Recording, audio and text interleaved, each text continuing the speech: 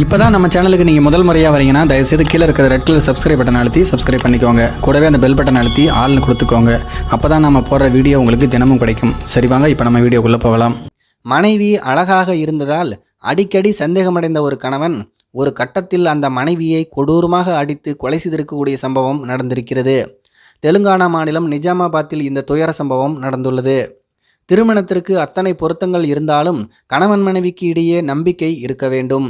அந்த பரஸ்பர நம்பிக்கை இல்லாமல் போனால் ஒருவர் மீது ஒருவர் சந்தேகம் ஏற்பட்டு ஒட்டுமொத்த வாழ்க்கையுமே சீர்குலைந்துவிடும். இது அனுபவ மொழி. இல்லற வாழ்க்கையில் கணவன் மனைவிக்கு இடையே எது வேண்டுமானாலும் வரலாம், சந்தேகம் மட்டும் வரக்கூடாது.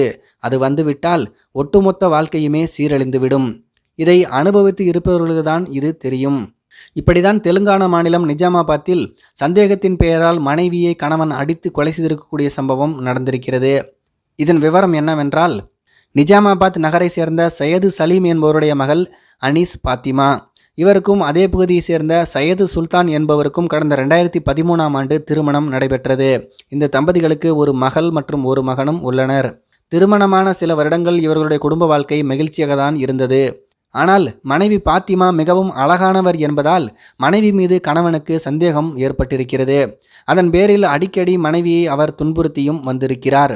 அதே நேரத்தில் மாமியாருடனும் சலீம் அடிக்கடி தகராறில் ஈடுபட்டு வந்தார். ஒரு கட்டத்தில் கணவனின் சந்தேகத்தால் சோர்வடைந்த மனைவி அனீஸ் பாத்திமா கடந்த 2 மாதங்களுக்கு முன்பு தனது 2 குழந்தைகளுடன் நிஜாமாபாத் 3வது டவுனுக்கு உட்பட்ட பேங்க் காலனியில் வீடு வாடகைக்கு எடுத்து தங்கினார். மனைவி தனியாக வீடு எடுத்து தங்கியது கணவனுக்கு சந்தேகத்தை மேலும் அதிகரிக்க செய்தது.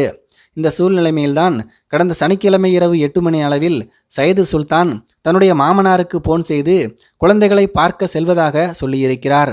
அதன் பிறகு கொஞ்ச நேரம் கழித்து மீண்டும் போன் செய்து உங்களுடைய மகளை கொன்றுவிட்டேன் என்று கூறி இணைப்பை துண்டித்து விட்டார்.